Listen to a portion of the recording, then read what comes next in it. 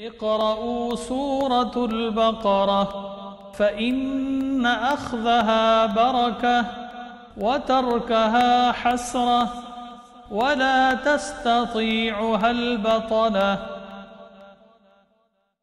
نحمده ونصلي على رسوله الكريم اما بعد فاعوذ بالله من الشيطان الرجيم بسم الله الرحمن الرحيم رب اشرح لي صدري ويسر لي امري واحلل عقدة من لساني يفقهوا قولي وَإِذْ قَالَ مُوسَىٰ لِقَوْمِهِ يَا قَوْمِ إِنَّكُمْ ظَلَمْتُمْ أَنفُسَكُمْ بِاتِّخَاذِكُمُ الْعِجْلَ فَتُوبُوا إِلَىٰ بَارِئِكُمْ فَاقْتُلُوا أَنفُسَكُمْ ذَٰلِكُمْ خَيْرٌ لَكُمْ عِندَ بَارِئِكُمْ فَتَابَ عَلَيْكُمْ إِنَّهُ هُوَ التَّوَّابُ الرَّحِيمُ۔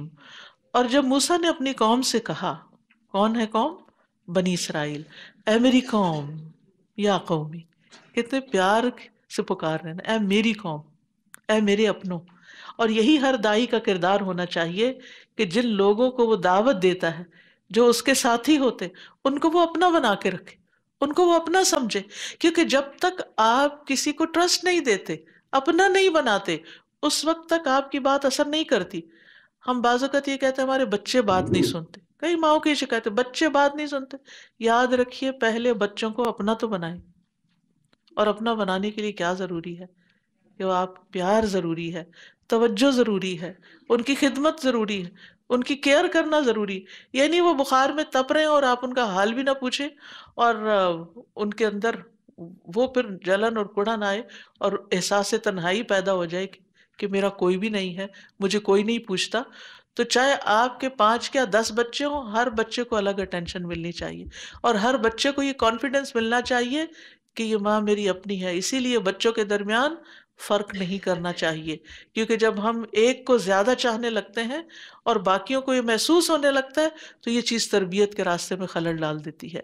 یا قومی، میرے بچے، میرے پیارے، میرے اپنے، تو جب اس کو یہ احساس ہو جائے گا پھر وہ بھی جی اماں کہے گا۔ لیکن جب وہ ڈسٹنس ہوتا ہے نا تو پھر وہ آپ کی بات نہیں سنتا۔ تو اس ڈسٹنس کو ختم کیجیے، اور اس کے لیے وقت چاہیے نا۔ ہم سب بہت مصروف لوگ ہیں، لیکن یہ بھی ہمارے کاموں میں سے ایک کام ہے، ذمہ داریوں میں سے ایک ذمہ داری ہے۔ اس کے لیے بھی ایسے ہی وقت نکالنا ہے جیسے نماز کے لیے نکالتے ہیں، اور اس کے لیے بھی ایسے ہی وقت نکالنا ہے جیسے ہم اپنے کھانے پینے کے لیے نکالتے ہیں۔ جس طرح ہم اپنی وہ ضرورت پوری کرتے ہیں، اسی طرح یہ بھی ہماری ضرورت ہے کہ ان بچوں کو وقت دیں۔ اور پھر جب انہیں یہ تسلی ہو جائے گی کہ یہ اس کو میں اس کے ساتھ میں شیئر کر سکتی ہوں، یہ مجھے صحیح بات کرے گی، یعنی میری ماں میرے لیے بہت ہمدرد ہے، تو پھر آپ دیکھیں کہ باقی عمل تیزی سے ہو جائے۔ اس میں گراؤنڈ ورک میں ٹائم لگتا ہے، لیکن اس کے بعد اور پھر آپ دیکھیے کہ بدگمانیاں اور دشمنیاں بھی ختم ہو جاتی ہیں جب آپ دوسروں کو اپنا بنا لیتے ہیں۔ یہ بہت سی بدگمانیاں کس چیز کی پیداوار ہوتی؟ جب ٹرسٹ نہیں ہوتا۔ تو ٹیم ورک کے لیے ٹرسٹ بڑا ضروری ہوتا ہے، اور اس کو پیدا کرنا ہوتا ہے، اور اس کے لیے معاف کرنا ہوتا ہے، اس کے لیے صبر کرنا ہوتا ہے، اس کے لیے درگزر کرنا ہوتا ہے کہ کوئی بات نہیں، غلطی ہوگی، سب سے ہوتی ہیں، اور اس کو ایشو نہیں بنانا چاہیے، اور اس غلطی کو اتنا بڑا نہ کر دیں کہ ساری محبتیں اس کے نیچے دب جائیں۔ تو اس لیے آگے بڑھتے چلے جائے۔ یا قومی، اے میری قوم، انکم ظلمتم انفسکم باتخاذکم العجل، بے شک تم نے بچڑے کو معبود بنا کر اپنی جانوں پہ ظلم کیا ہے۔ اب کیا کرو؟ فتوبوا الی بارئکم، تو اپنے رب، اپنے پیدا کرنے والے کے حضور توبہ کرو، وہ جس نے تمہیں پیدا کیا اس کی طرف پلٹو۔ ذالکم خیر لکم، یہ تمہارے حق میں زیادہ بہتر ہے، عند بارئکم، تمہارے پیدا کرنے والے کے نزدیک۔ یہاں بارئ کا لفظ آیا ہے، یعنی جس نے تمہیں زندگی دی، روح تمہارے اندر پھونکی، اسی کی طرف، وہی تمہارا سب سے اپنا ہے، یہ بات تمہارے لیے زیادہ بہتر ہے۔ فتاب علیکم، پھر وہ تم پر مہربان ہو گیا۔ انہ هو التواب الرحیم، بے شک وہ بہت توبہ قبول کرنے والا، بہت رحم فرمانے والا ہے۔ تو اس لیے بہت ضروری ہے کہ گناہ کے بعد، اور گناہ بھی چھوٹا موٹا نہیں، یہاں شرک ہے جو کہ سب سے بڑا ظلم ہے، اس گناہ کے بعد اللہ، کیونکہ ظلم کا لفظ جو ہے نا قرآن مجید میں شرک کے معنوں میں بھی آتا ہے، تو اللہ کی طرف لوٹو، یعنی تم اب اس سے دور نہ ہو جانا. کیونکہ بعض اوقات ایسا ہوتا ہے نا انسانوں کے ساتھ تو، کہ جب کسی انسان کے حق میں ہم سے کوئی قصور ہو جاتا ہے تو ہم اس سے ڈر جاتے ہیں، ڈر کے ہم اس سے چھپ جاتے ہیں، چھپ کے ہم اس سے دور ہو جاتے ہیں، پھر ہم اس سے نظریں نہیں ملاتے، پھر اس سے کنی کتراتے ہیں، پھر اس سے تعلق ہی ختم کر کے رکھ دیتے ہیں. لیکن اللہ سبحانہ تعالیٰ اس کی جناب میں کوئی گناہ ہو جاتا ہے اور بڑے سے بڑا جیسے شرک، تو پھر انسان اس سے بھاگ کے تو کہیں جا نہیں سکتا. وَأَعُوذُ بِكَ مِنْكَ، میں تیری پناہ لیتا ہوں تجھی سے، یعنی تجھ سے ڈر کے تیری ہی طرف لوٹتا ہوں. اعوذ برضاک من سخطک، میں تیری پناہ لیتا ہوں تیرے غصے سے، یعنی تو مجھ سے ناراض بھی ہے لیکن آنا بھی تیرے ہی پاس ہے، تجھے چھوڑ کے کہیں نہیں جا سکتا. تو پھر رب بھی پناہ دیتا ہے نا، رب بھی پھر اپنا بنا لیتا ہے. تو اس لیے کبھی بھی مایوس نہ ہو، امید رہے، ہمیشہ کوئی غلطی ہو چھوٹی یا بڑی واپس پلٹتے رہیں. فَاقْتُلُوا أَنفُسَكُمْ ذَلِكُمْ خَيْرٌ لَكُمْ عِنْدَ بَارِئِكُمْ فَتَابَ عَلَيْكُمْ إِنَّهُ هُوَ التَّوَّابُ الرَّحِيمُ. اور اس توبہ میں ایک چیز یہ بھی شامل تھی کہ تم اپنے آپ کو قتل کرو. ایک معنی یہ لیا گیا کہ خودکشی، اور دوسرا یہ کہ ایک دوسرے کو، جنہوں نے شرک نہیں کیا وہ ان کو ختم کر دیں جنہوں نے شرک کیا، کیونکہ بعض گناہوں کا کچھ کفارہ بھی دینا ہوتا ہے. یہ بات تمہارے حق میں زیادہ بہتر ہے تمہارے رب کے نزدیک، پھر وہ تم پر مہربان ہوا، بے شک وہ بہت توبہ قبول کرنے والا مہربان ہے. وَإِذْ قُلْتُمْ يَا مُوسَىٰ لَن نُّؤْمِنَ لَكَ حَتَّىٰ نَرَى اللَّهَ جَهْرَةً فَأَخَذَتْكُمُ الصَّاعِقَةُ وَأَنتُمْ تَنظُرُونَ. اور جب تم نے کہا کہ اے موسیٰ جب تک ہم اللہ کو سامنے نہ دیکھ لیں ہرگز تم پر یقین نہ کریں گے، پھر پکڑ لیا تم کو بجلی نے اور تم دیکھ رہے تھے. یہ واقعہ یوں ہے کہ موسیٰ علیہ السلام 70 آدمیوں کو کوہ طور پر تورات لینے کے لیے ساتھ لے گئے. جب موسیٰ علیہ السلام واپس آنے لگے تو بنی اسرائیل نے کہا کہ جب تک ہم اللہ کو اپنے سامنے نہ دیکھ لیں ہم تیری بات پہ یقین کرنے والے نہیں. تو بطور سزا ان پہ بجلی گری اور وہ بے ہوش ہو گئے یا مر گئے. فَأَخَذَتْكُمُ الصَّاعِقَةُ، صاعقہ سے دونوں معنی لیے جاتے ہیں. وَأَنْتُمْ تَنظُرُونَ، یہ تمہارے سامنے ہی ہوا. اب ہوا یہ کہ جب وہ مر گئے یا بے ہوش ہو گئے تو موسیٰ علیہ السلام نے کہا کہ یا رب تو چاہتا تو انہیں اس سے پہلے ہی ہلاک کر دیتا، اور مجھے بھی. کیا تو ہمیں اس وجہ سے ہلاک کرتا ہے جو ہم میں سے چند بے وقوفوں نے کیا؟ نہیں، یہ مگر تیری آزمائش ہے. اس کی تفصیل سورۃ الاعراف میں ملتی ہے.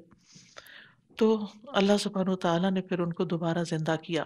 ثم بعثناکم من بعد موتکم لعلکم تشکرون، پھر ہم نے تمہاری موت کے بعد تمہیں اٹھا دیا تاکہ تم شکر ادا کرو. اب یہاں پر آپ دیکھیے کہ موسیٰ علیہ السلام کے ساتھ جب اللہ تعالیٰ ہم کلام ہوئے تھے، کہاں ہوئے تھے؟ کوہ طور پر. جب اور اس کے علاوہ بھی جب آپ مدین سے مصر کی طرف آ رہے تھے تو راستے میں اللہ سبحانہ وتعالیٰ نے موسیٰ علیہ السلام کو نبوت عطا کی تھی اور ان سے کلام کیا تھا. تو موسیٰ علیہ السلام نے کیا کہا تھا؟ رب ارینی، اے میرے رب میں تجھے دیکھنا چاہتا ہوں. تو کیا اللہ تعالیٰ ناراض ہوئے تھے؟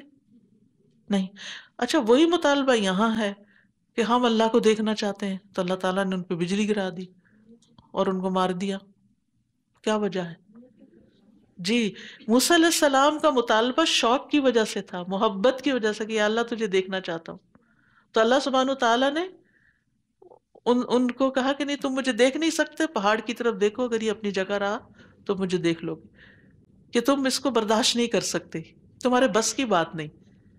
لیکن ناراضگی کا اظہار نہیں کیا. یہاں تو ایک چیلنج کر دیا انہوں نے، جب تک ہم نہیں دیکھیں گے خود اپنی آنکھوں سے ہم نہیں مانیں گے.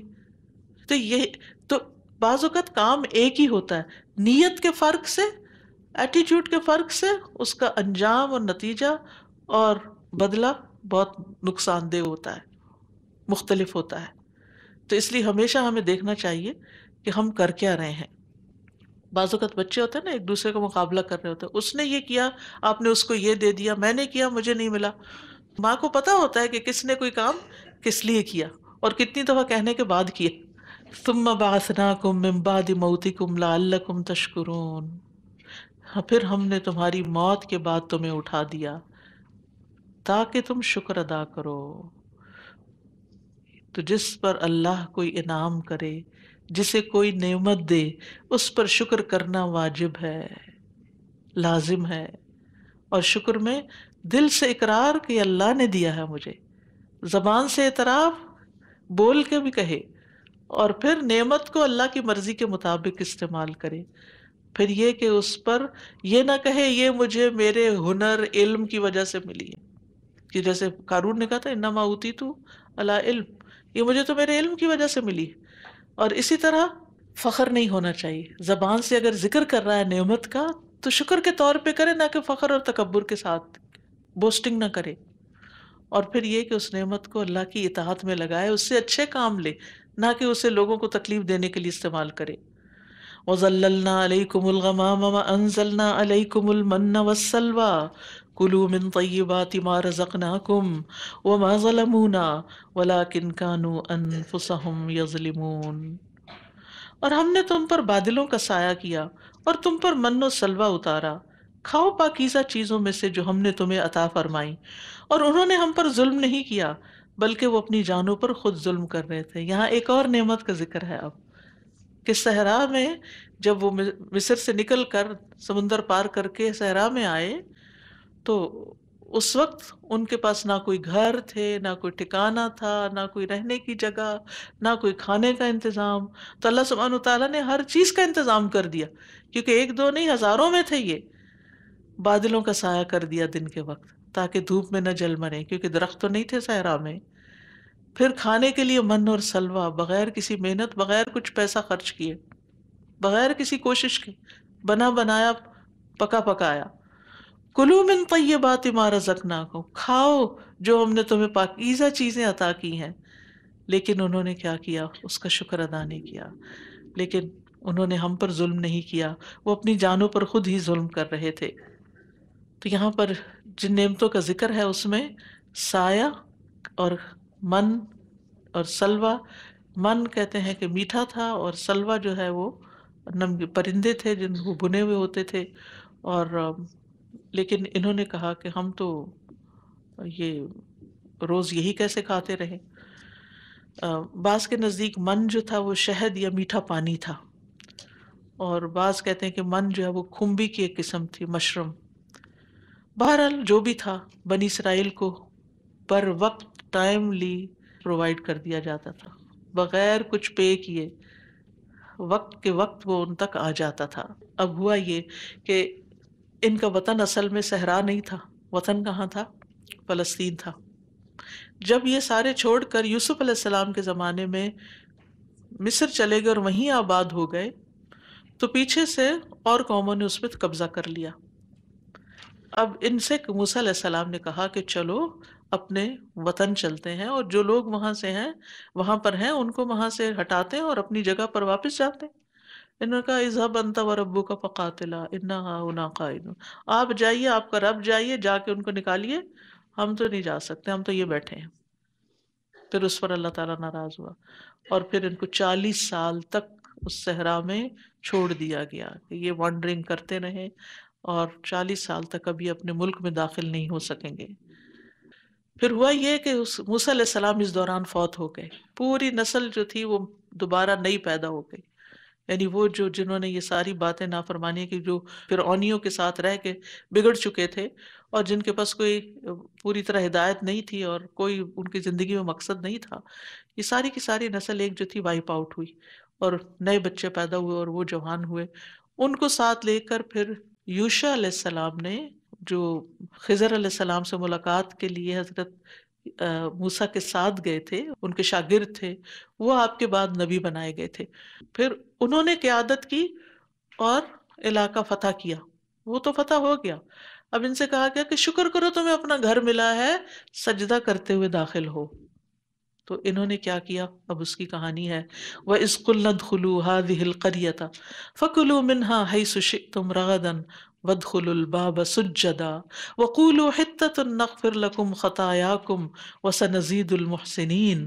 اور جب ہم نے کہا کہ اس بستی میں داخل ہو جاؤ اور اس میں جہاں سے چاہو خوب کھاؤ، اور تم دروازے میں سجدہ کرتے ہوئے داخل ہونا. اقرأوا سورة البقرة فإن أخذها بركة وتركها حسرة ولا تستطيعها البطلة.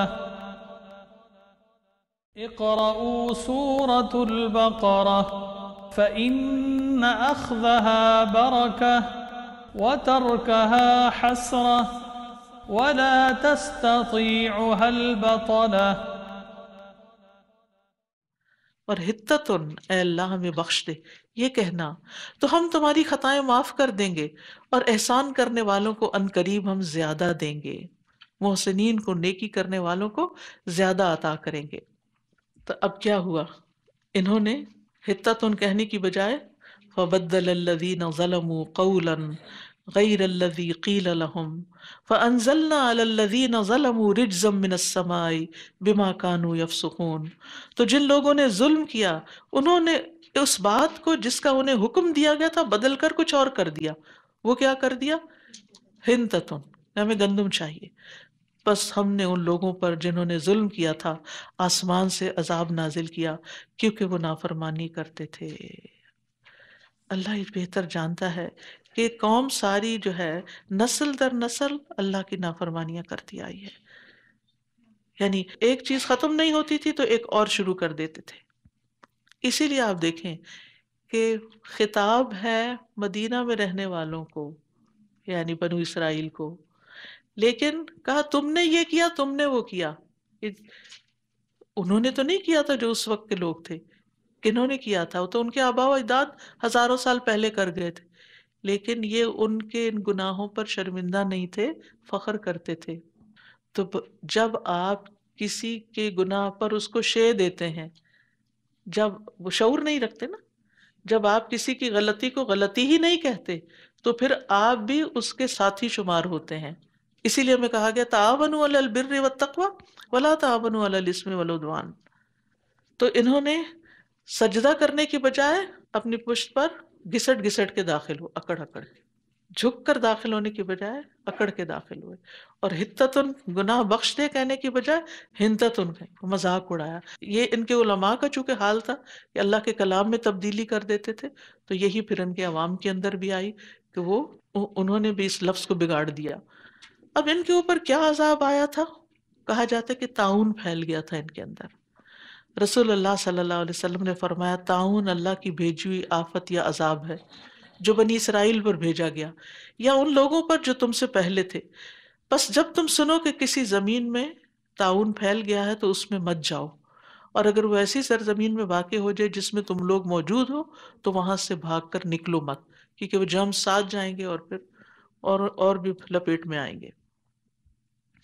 وَإِذِ اسْتَسْقَىٰ مُوسَىٰ لِقَوْمِهِ فَقُلْنَا اضْرِب بِّعَصَاكَ الْحَجَرَ فانفجرت منه 12 عينا قد علم كل أناس مشربهم كلوا واشربوا من رزق الله ولا تعثوا في الأرض مفسدين۔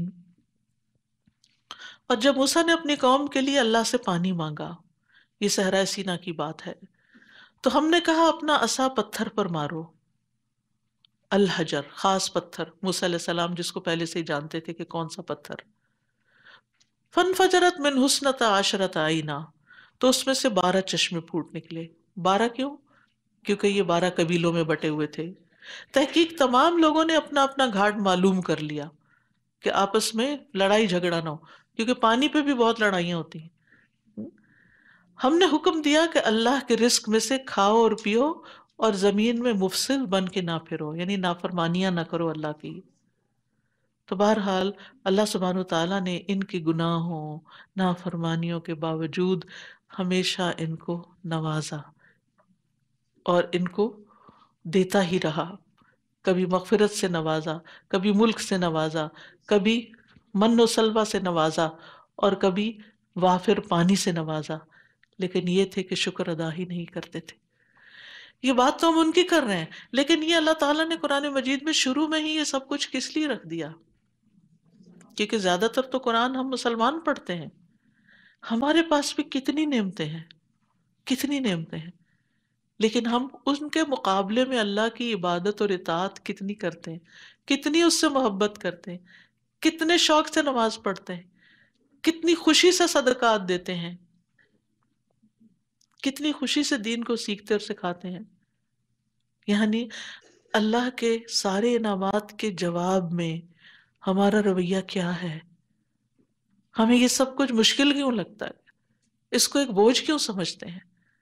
ہمیں یہ سب کچھ خوشی سے کرنے کے باوجود سوچنا چاہیے حق تو یہ کہ حق ادا نہ ہوا. تو بہرحال اللہ تعالیٰ نے بس ان سے یہی مطالبہ کیا تھا وَلَا تَعْثَوْا فِي الْأَرْضِ مُفْسِدِينَ، کہ تم فسادی بن کے مت پھرو زمین میں، بس یہ نہ کرو، فساد نہ پھیلاؤ.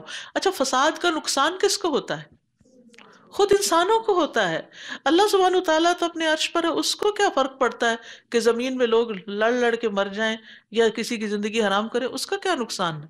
لیکن وہ ہمارے فائدے کی خاطر ہمیں یہ سمجھاتا ہے کہ تم زمین میں فساد نہ کرو. اور فساد ہوتا ہے گناہوں سے، دوسروں کے حق مارنے سے، دوسروں کے ساتھ زیادتی کرنے سے، دوسروں کے حق نہ دینے سے.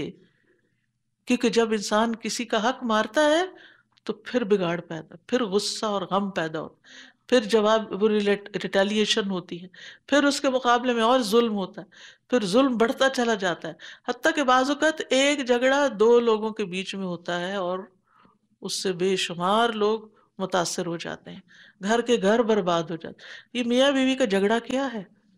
یہ صرف دو لوگوں کی لڑائی ہوتی ہے.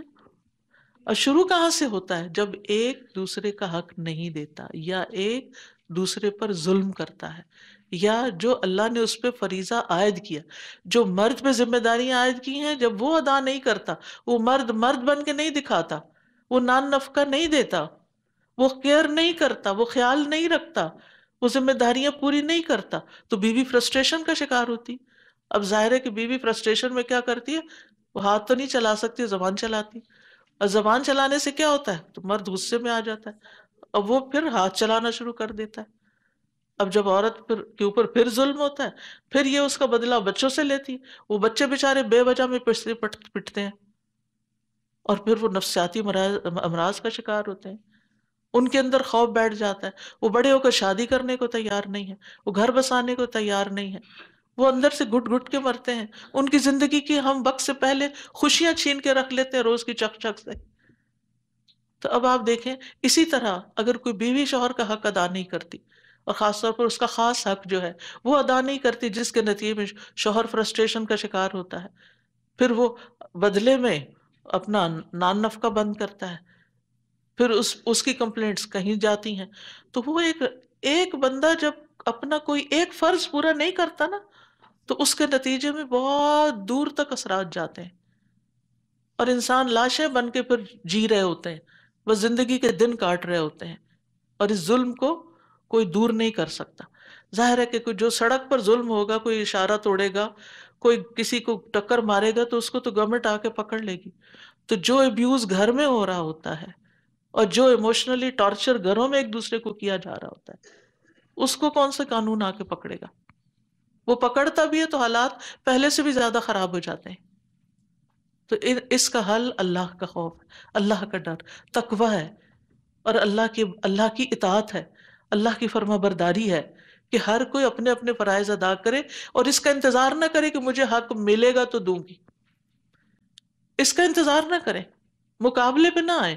آپ اپنا فرض پورا کریں، کیونکہ آپ نے کس کے لیے پورا کرنا ہے؟ اپنے رب کے لیے. آپ نے اپنے رب کو اپنے فرض کا جواب دینا ہے، دوسرے کا نہیں. کیونکہ ہم اکثر یہی حجت بنا لیتے، کیوں کہ وہ یہ نہیں کر رہا اس لیے میں یہ نہیں کر رہی. یہ جواز نہیں ہے. آپ اپنے رب کی خاطر صبر کریں، وَلِرَبِّكَ فَاصْبِرْ، اور پھر آپ دیکھیں کہ حالات بھی بہتر ہوتے چلے جائیں گے. کیونکہ انسان احسان کے ساتھ بڑے سے بڑے دشمن کو رام کر لیتا ہے.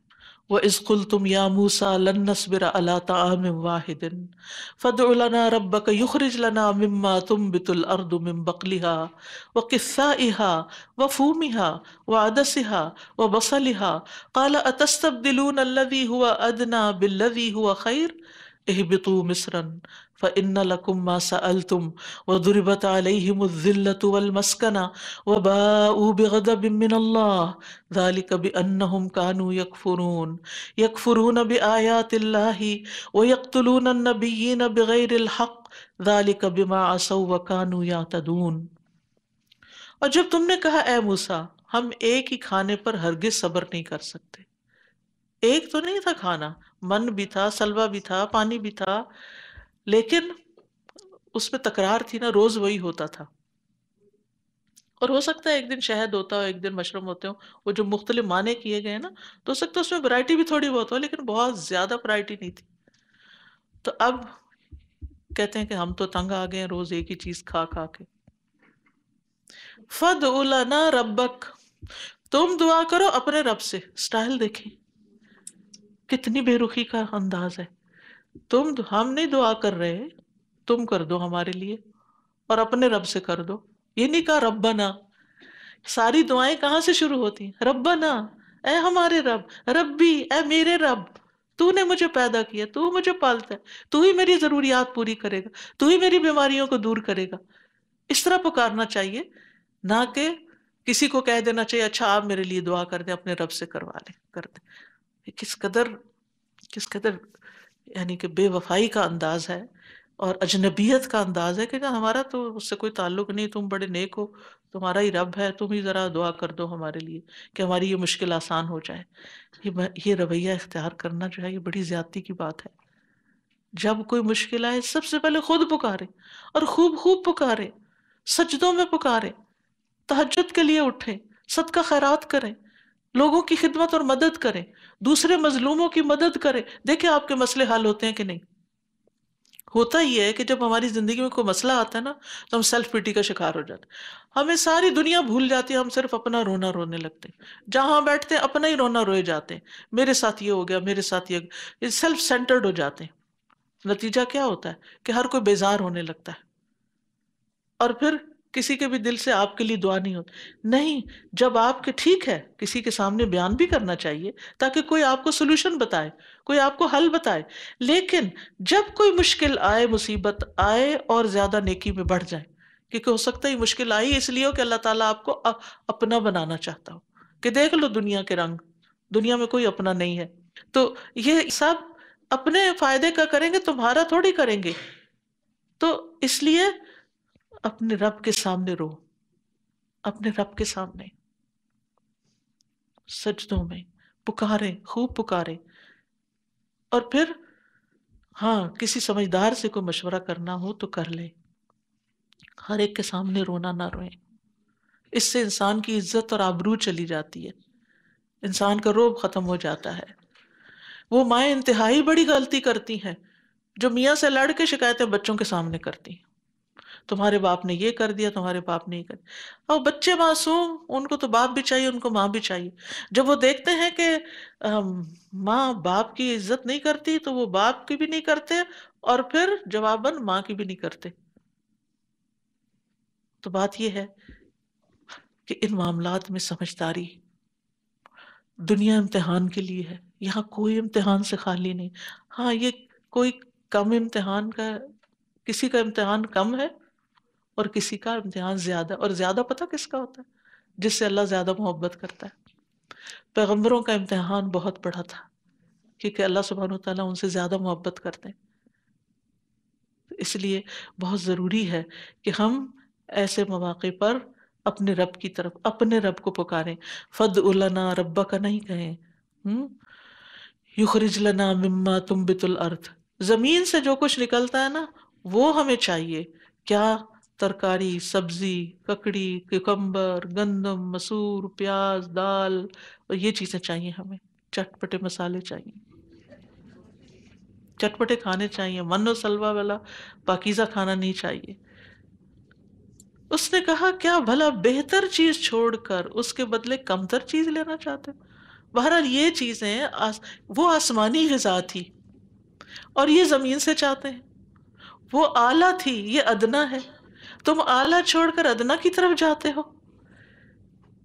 یعنی تمہیں سمجھ نہیں آتی کہ تمہیں کوئی ایفرٹ نہیں لگانی پڑتی، اب یہ کہ ظاہر یہ چیزیں چاہیے تو پھر زمین سے اگانے کے لیے تو محنت کرنی پڑے گی، فارمنگ کرنی پڑے گی. اچھا تو کسی شہر میں اتر جاؤ. فَاهْبِطُوا اهْبِطُوا مصراً، مصراً کا مطلب کوئی شہر، خاص مصر وہ ایجپٹ نہیں، کوئی شہر، کسی ٹھیک ہے پھر کہیں چلے جاؤ، اور بے شک جو تم نے مانگا ہے وہاں تمہارے لیے موجود ہے. یعنی جگہ جگہ یہ چیزیں اگتی، اور یہ چیزیں جو ہیں اکثر ہر علاقے میں کہیں نہ کہیں پیدا ہوتی ہیں. تو لیکن ہوا کیا جب وہ ان چیزوں کے پیچھے لگ گئے، صرف کھانے پینے کے مزے لینے لگ گئے اور یہی ان کی زندگی کا مرکز و محور ہو گیا، تو ذلت اور محتاجی ان پر دے ماری گئی اور وہ اللہ کے غضب کے ساتھ پلٹے. یہ اس وجہ سے ہوا کہ بے شک وہ اللہ کی آیات کا انکار کرتے اور نبیوں کو ناحق قتل کر دیتے تھے. اقرأوا سورة البقرة فإن أخذها بركة وتركها حسرة ولا تستطيعها البطلة. اقرأوا سورة البقرة فإن أخذها بركة وتركها حسرة ولا تستطيعها البطلة. اللہ کی آیات کا انکار کرتے اور نبیوں کو قتل کر دیتے. اللہ اکبر. نبی کتنا محترم ہوتا ہے، اس کے مقابلے میں ہمارا اپنے نبی سے کیسا تعلق ہے، کیسی محبت کا، عزت کا، اکرام کا. لیکن بنی اسرائیل کا حال بتایا جا رہا ہے کہ ان کو کوئی نیکی کا حکم دینے والا اور برائی سے روکنے والا پسند نہیں تھا، حتیٰ کہ اس کو سرے سے ہی ختم کر. ایک روایت میں آتا ہے کہ ایک دن میں انہوں نے 40 نبیوں کو مارا اور اس پر فخر کرتے تھے کہ ہم تو ان کا بھی مقابلہ کر لیتے، ہم تو ان کو کچھ نہیں سمجھتے. آج بھی ایسے لوگ ہوتے ہیں کہ اگر کوئی کسی دین والے کی عزت کر رہا ہے تو کہتے تم کیا ہو اس کے پیچھے لگے ہوئے ہو اور شخصیت پرستی کر رہے ہو، ہم تو ایسے لوگوں کو کچھ نہیں سمجھتے. بلکہ الٹا آپ دیکھیں کہ دین والوں کا کیسا کیسا مذاق اڑایا جاتا ہے، داڑھی کا مذاق، حجاب کا مذاق، دین قرآن کے احکامات کا مذاق. 4 شادیوں کا ذکر ہے تو اسی کو لے کے ہنسنا مذاق کرنا شروع کر دیتے ہیں، اور اسی طرح بہت ساری چیزیں. تو یہ کسی مسلمان کا طریقہ نہیں ہو سکتا. تو نتیجہ یہ ہوا کہ پھر وہ اللہ کے غضب کے ساتھ پلٹے. یہ اس وجہ سے ہوا کہ بے شک وہ اللہ کی آیات کا انکار کرتے اور نبیوں کو ناحق قتل کرتے تھے. یہ اس وجہ سے تھا کہ وہ نافرمانی کرتے اور حد سے بڑھ جاتے. ایک تو تن چھوٹی موٹی نافرمانیاں، غلطی ہوگی، گناہ ہو گیا، توبہ کی، ڈر گئے دل میں، اور ایک یہ کہ پھر اس کے بعد اس کے اوپر فخر شروع کر دیا اور مجلسوں میں بیٹھ کے اس پر خوب انجوائے کیا کہ میں نے فلاں اور فلاں غلط کام کیا ہے.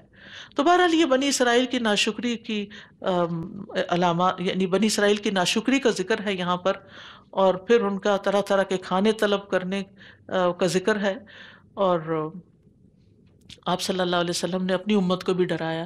آپ نے فرمایا میری امت کے بدترین لوگ وہ ہوں گے جو نعمتوں میں پالے جائیں گے، طرح طرح کے کھانے اور طرح طرح کے لباس پہنیں گے اور گفتگو میں بے احتیاطی کریں گے. یعنی نعمتیں بہت ہوں گی لیکن زبان سے جو بات نکالیں گے وہ سوچ سمجھ کے نہیں. تو ہمارا دین ہمیں کیا سکھاتا ہے؟ کلو واشربو ولا تسرفو. کھاؤ اور پیو، کھانا پینا منع نہیں، لیکن اسراف نہ کرو، کیونکہ انہ لا یحب المسرفین، وہ حد سے بڑھنے والوں سے محبت نہیں کرتا. سارا دن صرف کھانا بنانے اور کھانا کھانے میں لگ جانا چاہیے. اگر آپ صرف ٹائم نوٹ کریں اور اس کے مقابلے میں ایکول ٹو عبادات کہ کتنا ٹائم ہے، تو ہم سب جان لیں گے کہ ہم کس چیز میں لگے ہوئے ہیں. بما عصوا وکانوا یعتدون، یہ ان کی نافرمانی اور حد سے بڑھ جانے کی وجہ سے ان کے ساتھ ہوا. پھر فرمایا ان الذین آمنوا والذین ہادوا والنصارى والصابئین من آمن باللہ والیوم الآخر وعمل صالحا فلہم اجرہم عند ربہم ولا خوف علیہم ولا هم يحزنون. بے شک وہ لوگ جو ایمان لائے اور جو یہودی بن گئے اور عیسائی اور صابی، جو بھی اللہ اور یوم آخرت پر ایمان لائے اور نیک عمل کرے، تو ایسے لوگوں کے لیے ان کا اجر ان کے رب کے پاس ہے اور ان پر نہ کوئی خوف ہوگا اور نہ وہ غمگین ہوں گے. ان الذین آمنوا سے مراد امت محمد صلی اللہ علیہ وسلم ہے، کیونکہ یہ سارے نبیوں پر ایمان لاتے ہیں، ساری کتابوں کو مانتے ہیں، اللہ کو مانتے ہیں، آخرت کو مانتے ہیں، تقدیر کو مانتے ہیں. والذین ہادوا، اس سے مراد یہود کے دین کی طرف جو منسوب ہوئے، موسیٰ علیہ السلام کی شریعت کی طرف، جو موسیٰ علیہ السلام کی شریعت ہے. نصارہ، نصران کی جمع ہے جس کا مطلب مددگار ہے، آپس میں ایک دوسرے کے مددگار، عیسیٰ علیہ السلام کی مدد کرنے والے، اللہ کے دین کے لیے ایک دوسرے کے مددگار. انہوں نے کہا تھا نحن انصار اللہ. پھر والصابئین، ان کے بارے میں متعدد اقوال ہیں. بعض کہتے ہیں کہ یہ عیسائیوں کا ہی ایک فرقہ ہے، کچھ کہتے ہیں کہ نہیں یہود کا فرقہ ہے، اور کچھ کہتے ہیں کہ یہ وہ لوگ ہیں جن کا کوئی دین نہیں، یہ فطرت پر قائم تھے، کسی بھی دین کو اختیار نہیں کیا، لیکن ایک طرح سے کوئی بہت غلط کام بھی نہیں کرتے تھے. یہاں پر شرط یہ لگا دی گئی کہ جو ایمان لائے گا اللہ پر، یعنی جو اللہ تعالیٰ حکم دے کہ ان کو مانے گا، والیوم الآخر، آخرت کے دن پر ایمان لائے گا، اور اس سے ڈر کے اس کے لیے تیاری کرے گا اور نیک عمل کرے گا. تو یہاں بیسیکلی ایمان پر فوکس ہے، اور ایمان اور عمل صالح کا ایک تعلق بتایا گیا ہے. اصل میں اس آیت کا تعلق پچھلی آیات کے ساتھ ہے کہ وہاں پر یہود کی بدعملیوں اور سرکشیوں کی بنا پر بتایا گیا کہ ان کے لیے ذلت اور رسوائی اور جو بھی پیچھے آپ آیت میں پڑھ چکے ہیں، اور یہاں پر وضاحت کی گئی کہ نجات کا دار و مدار جو ہے وہ ایمان اور عمل صالح پر ہے، اور خاص طور پر یہ ساری تفصیلات نہیں بتائیں، خاص طور پر اللہ اور آخرت کے دن پر ایمان کا ذکر ہے.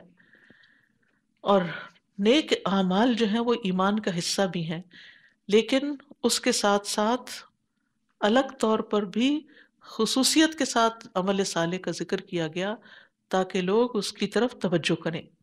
پھر فرمایا وَإِذْ أَخَذْنَا مِيثَاقَكُمْ وَرَفَعْنَا فَوْقَكُمُ الطُّورَ خُذُوا مَا آتَيْنَاكُمْ بِقُوَّةٍ وَاذْكُرُوا مَا فِيهِ لَعَلَّكُمْ تَتَّقُونَ. اور جب ہم نے تم سے پختہ عہد لیا اور طور پہاڑ کو تمہارے اوپر اٹھایا اور حکم دیا کہ مضبوطی سے پکڑ لو اس کو جو ہم نے تمہیں دیا ہے قوت کے ساتھ، اور جو اس میں لکھا ہے اسے یاد رکھو تاکہ تم بچ جاؤ. یہاں پر اللہ سبحانہ وتعالی میثاق کا ذکر کر رہے ہیں. میثاق کہتے ہیں بھاری اور تاکیدی عہد. وثاق سے ہے، وثاق ایسی رسی کو کہتے ہیں جس کے ساتھ قیدی کو باندھا جاتا ہے. اور طور سے مراد مشہور پہاڑ ہے. ویسے طور ہر پہاڑ کو بھی کہا جاتا ہے جس پر سبزہ اگتا ہو، تو یہاں ایک مخصوص پہاڑ کی طرف اشارہ ہے. وہ یہ تھا کہ اس کو اکھاڑ کر بنی اسرائیل کے اوپر معلق کر دیا گیا تھا، اور کہا گیا تھا کہ جو ہم نے تمہیں دیا ہے، یعنی تورات وغیرہ جو موسیٰ علیہ السلام لے کر آئے ہیں، اس کو مضبوطی سے پکڑ لو. اور مضبوطی سے پکڑنے کا مطلب کیا ہے کہ اس کو اپنی زندگی کا حصہ بناؤ، اس سے غافل نہ ہو. وَاذْكُرُوا مَا فِيهِ، اور جو کچھ اس میں ہے اس سب کو یاد کرو اور اس پر عمل بھی کرو. وَاذْكُرُوا، ذکر جیسے آتا ہے وَلَقَدْ يَسَّرْنَا الْقُرْآنَ لِلذِّكْرِ فَهَلْ مِن مُدَّكِرٍ، ہم نے قرآن کو نصیحت کے لیے آسان کر دیا ہے، تو کیا ہے کوئی جو اس سے نصیحت حاصل کرے. تو للذکر، ذکر کا مطلب ہے یاد دہانی. قرآن یاد دہانی کراتا ہے. اور یاد دہانی کس چیز کی کرائی جاتی ہے؟ جس کو انسان بھول جاتا ہے. ہم بھولنے والے لوگ ہیں، اب دوبارہ پڑھ رہے ہیں، دوبارہ پھر یاد آ رہا ہے، کچھ عرصے کے بعد پھر ذہن سے چیزیں اتر جائیں گی. اس لیے قرآن ایسی کتاب ہے جو بہت زیادہ پڑھی جاتی ہے، یعنی بار بار اس کو پڑھتے رہنا چاہیے. اور قرآن کو قرآن کہا بھی اس لیے جاتا ہے کیونکہ اس کو سب سے زیادہ پڑھا جاتا ہے فولان کے وزن پر. ثم تولیتم من بعد ذلک فلولا فضل اللہ علیکم ورحمتہ لکنتم من الخاسرین. پھر اس عہد کے بعد تم پھر گئے، پس اگر تم پر اللہ کا فضل اور اس کی رحمت نہ ہوتی تو تم ضرور خسارہ پانے والوں میں سے ہو جاتے. ثم تولیتم یعنی پھر تم نے روگردانی کی اور اللہ سبحانہ تعالیٰ کی اطاعت سے پیٹھ پھیر کر چلے گئے. یعنی تم نے وعدہ کیا، جب پہاڑ سر پہ تھا تو وعدہ کر لیا، سجدے میں گر گئے کہ اللہ معاف کر دے، اب تو ہم آج کے بعد بالکل اس کتاب کو نہیں چھوڑیں گے. لیکن پھر کیا ہوا؟ ہمارا حال بھی تو یہ ہوتا ہے نا، جب کوئی مصیبت آتی ہے تو ہم نمازیں بھی شروع کر دیتے ہیں، ہم اور بھی بہت کچھ کرنے لگتے ہیں اور اللہ سے معافیاں مانگتے ہیں کہ اب ہم دوبارہ یہ غلط کام نہیں کریں گے جس کی وجہ سے پکڑ آئی ہے. لیکن پھر جب وہ حالات اچھے ہوتے ہیں پھر بھول جاتے ہیں. فرمایا کہ اگر اللہ کا فضل اور اس کی رحمت تم پر نہ ہوتی تو پھر تم بھی خسارہ پاتے، یعنی دنیا اور آخرت دونوں میں. وَلَقَدْ عَلِمْتُمُ الَّذِينَ اعْتَدَوْا مِنْكُمْ فِي السَّبْتِ فَقُلْنَا لَهُمْ كُونُوا قِرَدَةً خَاسِئِينَ. اور یقیناً جان لیا تم نے ان لوگوں کو جنہوں نے تم میں سے ہفتے کے دن زیادتی کی تھی، تو ہم نے ان سے کہا کہ تم بندر ہو جاؤ، ذلیل ہونے والے. ہفتے کا دن بنی اسرائیل کے لیے ایک سیکرڈ دن تھا، ایک مقدس دن تھا، چھٹی کا دن تھا، اور اس دن ان کو کسی بھی قسم کے کام سے منع کیا گیا تھا. لیکن اللہ تعالیٰ نے ان کی آزمائش کی کہ بھلا یہ اللہ کے حکم پر عمل کرتے ہیں یا نہیں، کیونکہ ان کے لیے کام کاج حرام کیا گیا تھا، شکار بھی حرام کیا گیا تھا، اور کہا گیا تھا کہ اس دن صرف عبادت کرنی ہے۔ ہمیں تو جمعے کا دن دیا گیا اور اس میں عبادت بھی ہے اور کام بھی ہے کہ جب جمعہ پڑھ لو تو نکل جاؤ، زمین میں پھیل جاؤ اور اپنا رزق تلاش کرو۔ ہوا یہ کہ اللہ تعالیٰ نے ایک ایسی بستی کو جو سمندر کے کنارے تھی، جن کا کام مچھلیاں پکڑنا تھا، تو ان کو روک دیا کہ ہفتے کے دن مچھلیاں نہیں پکڑنا۔ اور ہوتا یہ تھا کہ مچھلیاں بھی ہفتے ہی کے دن زیادہ اوپر اچھل اچھل کر نظر آتی، جو ہی ہفتہ چلا جاتا مچھلیاں بھی نیچے چلی جاتی۔ تو انہوں نے کیا کیا، ایک ہیلا کیا، چال چلی کہ جمعہ کے دن جال بچھا دیتے، ہفتے کے دن جو تیرتی ہوئی مچھلیاں آتی اس میں پھنس جاتی، اور وہ اتوار کے دن اس کو نکال لیتے، اور کیا کہتے کہ ہم نے تو ہفتے کے دن کچھ کیا ہی نہیں۔ بہرحال اللہ سبحانہ تعالیٰ کے ساتھ اس قسم کی ہیلا سازی جو ہے وہ بہت بڑا جرم ہے۔ تو اللہ سبحانہ تعالیٰ ان سے سخت ناراض ہوا۔ فَقُلْنَا لَهُمْ كُونُوا قِرَدَةً خَاسِئِينَ، ہم نے کہا کہ ہو جاؤ تم پھر ذلیل بندر بن جاؤ، یعنی بنی اسرائیل پر مسخ کا عذاب ہے، ان کی شکلیں بدل کر بندر کی طرح بنا دی گئیں۔ اور یہ یاد رکھیے کہ حدیث میں آتا ہے، رسول اللہ صلی اللہ علیہ وسلم نے فرمایا، اللہ نے جب تورات نازل کی اس وقت سے روئے زمین پر بسنے والی کسی قوم، کسی نسل، کسی امت اور کسی بستی والوں کو آسمانی عذاب سے ہلاک نہیں کیا، البتہ ایک گاؤں والوں کو بندروں کی شکلوں میں مسخ کر دیا گیا تھا۔ یعنی پہلے تو پوری امتیں تباہ ہو جاتی تھی نا، لیکن پھر جب موسیٰ علیہ السلام آئے اس کے بعد یہ نہیں ہوا سوائے ان لوگوں کے جو ان کے ساتھ ہوا۔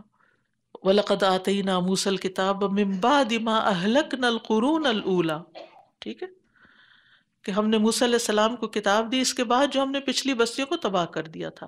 تو اب اس کے بعد بنی اسرائیل تو پوری تباہ نہیں ہوئی، لیکن ایک حصے کو اس کے بندر بنا دیا گیا۔ لیکن یہ یاد رکھیے کہ وہ جو بندر بنے تھے وہ کچھ عرصے کے بعد، کہتے ہیں 3 دن کے بعد، باقی اللہ ہی بہتر جانتا ہے، وہ سارے فوت ہو گئے تھے، ان کی نسل باقی نہیں رہی تھی، کیونکہ لوگوں کے ذہن میں یہ خیال آتا ہے شاید یہ جو بندر پھر رہے ہیں یہ ان کی اولاد ہے۔ ایسا نہیں، جن کو اللہ نے سزا دی پھر ان کو اولاد کہاں سے دینی تھی۔ تو بنیادی طور پر یہاں ہیلا سازی سے منع کیا گیا کہ دین میں ہیلے نہیں کرنے چاہیے، کہ دھوکہ بازی نہیں کرنی چاہیے، اور ہیلا کرنا جو ہے وہ حرام ہے، اور حرام چیزوں کے لیے ہیلا کر کے ان کو حلال کر لینا جو ہے یہ ظلم اور زیادتی ہے۔ جیسے بنی اسرائیل نے کیا کیا کہ ان پر چربی حرام کی گئی تو انہوں نے اسے بیچ کے اس کے پیسے کھا لیے، یعنی ہم کھاتے نہیں، ہم بیچ دیتے ہیں۔ ہیلا یہ ہوتا ہے کہ مختلف چال بازیاں کر کے حرام چیز کو اپنے لیے حلال کر لینا۔ رسول اللہ صلی اللہ علیہ وسلم نے فرمایا مکر اور دھوکہ آگ میں ہے، یعنی چال بازیاں، سازشیں اور دھوکے جو دوسرے کو بے وقوف بنانا، یہ بہت ڈینجرس ہے۔ سبحانک اللہم و بحمدک اشہد ان لا الہ الا انت استغفرک و اتوب الیک۔ السلام علیکم ورحمۃ اللہ وبرکاتہ۔ اقرأوا سورة البقرة فإن أخذها بركة وتركها حسرة ولا تستطيعها البطلة